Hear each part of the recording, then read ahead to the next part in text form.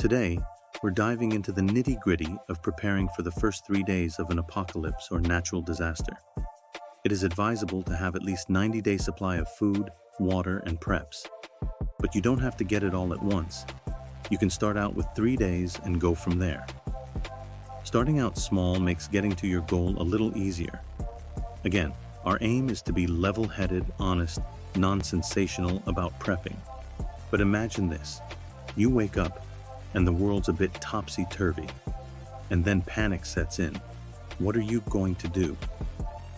So in this video, you will see how to prepare and survive the first 3 days of an apocalypse.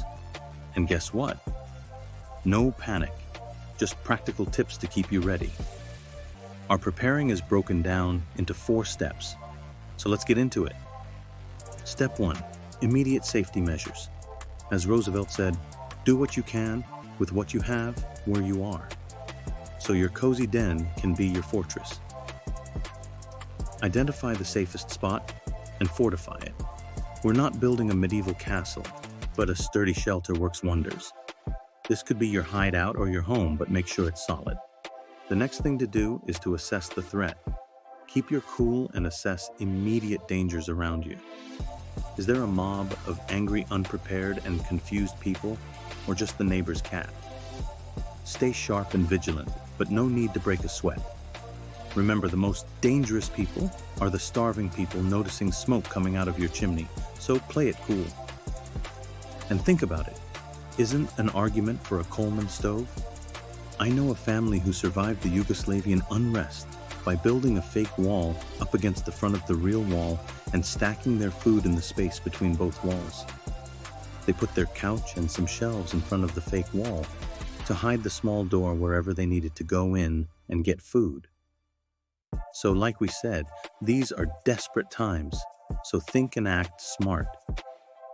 Next thing is to make sure you stay connected. Whether it's just your immediate family, your trusted friends, or you're a part of a group, stay connected. Long and short-range radios or emergency communications, walkie-talkies or phone calls, if they still work, would be very useful. Establish a secret handshake or a bird call. Okay, maybe not a bird call, but you get the idea. Communication is key. Step 2, essential supplies. Water is so important. It is your best friend. Stock up on it like you're preparing for the ultimate hydration challenge. And while you're at it, make sure you have water filters as well, in case you run out of water in bottles. Bear in mind, people would be emptying stores really quick. People are so used to convenience. Having food and water in the house is called common sense. Remember, survival is like a race, so it's important to stay well hydrated. Food. Protect your food.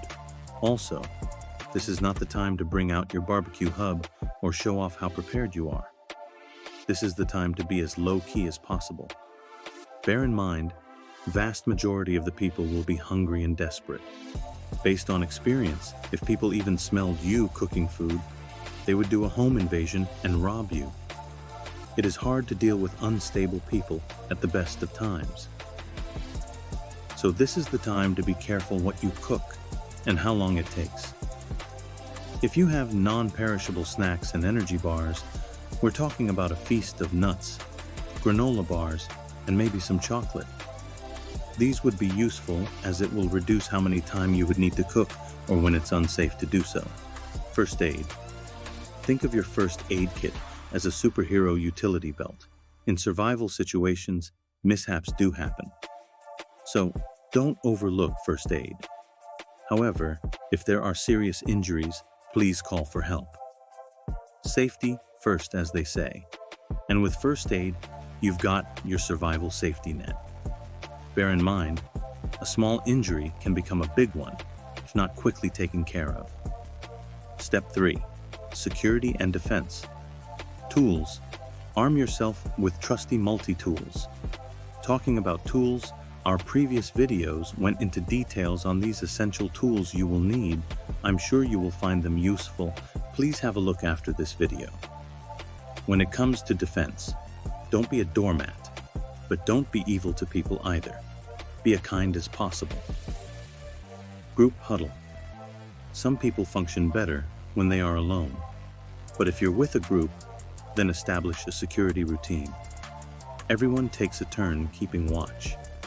Be careful to be as discreet as possible. If you're a family, this will be a good time to show support and cooperation. Try to encourage the people around you. You never know what they may be going through.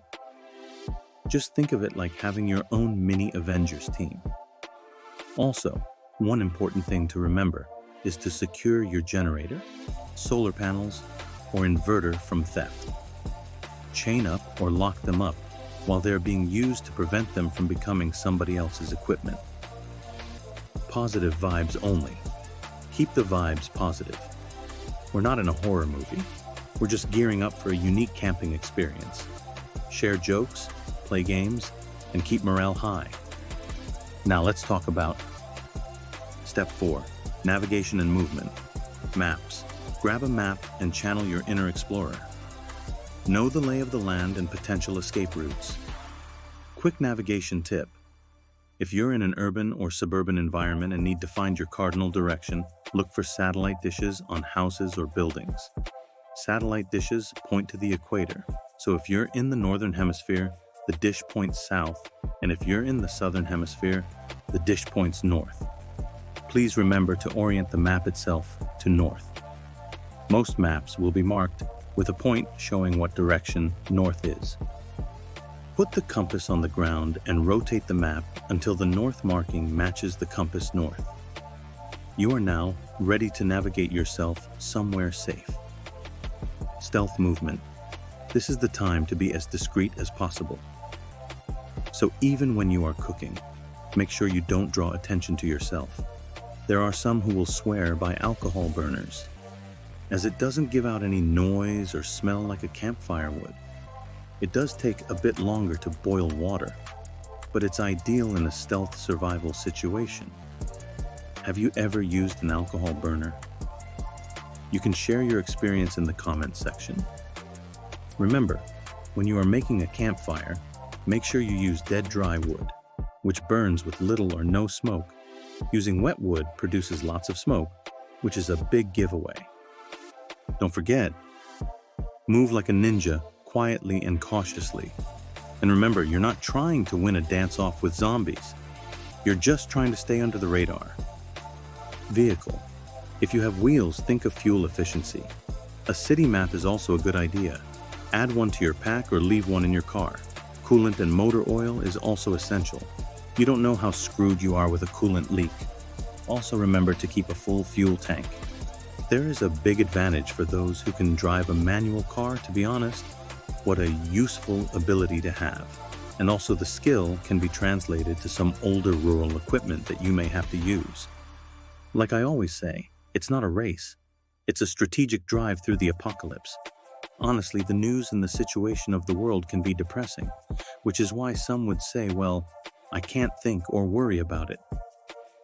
Well, from one prepper to another, please keep anxiety low and keep prepping. Focus on what you can and forget the rest.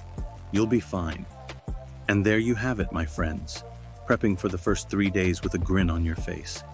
It's not about doom and gloom. It's about resilience.